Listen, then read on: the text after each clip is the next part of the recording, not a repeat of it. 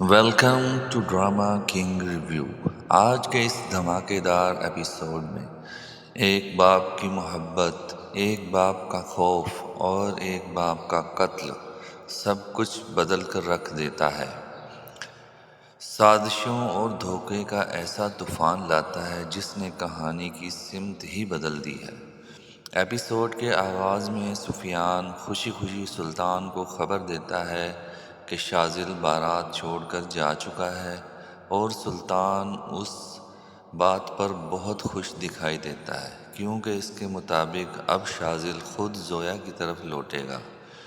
مگر حقیقت میں شاذل کہاں گیا یہ اب تک کسی کو نہیں پتہ۔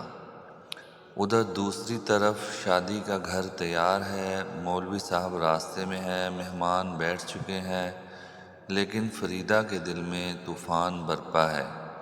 وہ اپنے شوہر شہاب الدین کو دھاڑتے ہوئے کہتی ہے کہ آج پہلی بار دیکھوں گی کہ زندہ لاش کیسی لگتی ہے۔ اس کی فریاد، اس کا درد دل ہلا کر رکھ دیتا ہے۔ اسی دوران شہاب الدین سب برداشت نہ کر سکا اور سیدھا سلطان کے گھر جا پہنچتا ہے۔ وہ ہاتھ جوڑ کر منتیں کرتا ہے اور اسے بتاتا ہے کہ ہم بہت بڑا گناہ کر رہے ہیں، پلیز ان دونوں بچوں کو الگ مت کرو۔ لیکن سلطان کا غرور اس کے سخت لہجے میں صاف نظر آتا ہے۔ جھگڑا بڑھتا ہے اور پھر ایک دھکا، ایک دھچکا، شہاب الدین فرش پر گرتا ہے اور بے جان ہو جاتا ہے۔ ایپیسوڈ کا سب سے بڑا، سب سے ہلا دینے والا لمحہ۔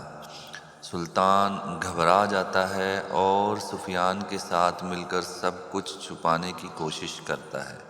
ادھر گھر میں قیامت مچی ہوئی ہے، نہ شہاب کا پتہ چل رہا ہے، نہ کوئی خبر، سب لوگ پریشان ہیں۔ شاذل کو حورم کی ماں جب یہ سب بتاتی ہے تو اس کی دنیا ہی بدل جاتی ہے۔ وہ کہتا ہے کہ میں یقین نہیں کر پا رہا کہ میرے گھر والوں نے میرے سے اتنا بڑا جھوٹ بولا ہے، اور وہ ان حالات کو دیکھتے ہوئے ٹکڑے ٹکڑے ہو جاتا ہے۔ ایپیسوڈ کا سب سے سیاہ منظر تب آتا ہے جب سفیان صاف صاف اپنے باپ سے کہتا ہے کہ شہاب الدین مر گیا ہے اور اس کو مرنا ہی ہوگا، اور پھر وہ یہ کام کر بھی دیتا ہے۔ آخر میں خبر آتی ہے شہاب الدین مر چکا ہے۔ سلطان ٹوٹ جاتا ہے، مگر اب کہانی ایک نئے جنگل میں داخل ہو چکی ہے۔ شاذل کیا کرے گا؟ حورم کو کیا سچ معلوم ہو جائے گا؟ کس کا پردہ فاش ہوگا اور کون بنے گا اگلا شکار؟ یہ ایپیسوڈ کہانی کو ایک خطرناک موڑ پر لا کھڑا کرتی ہے۔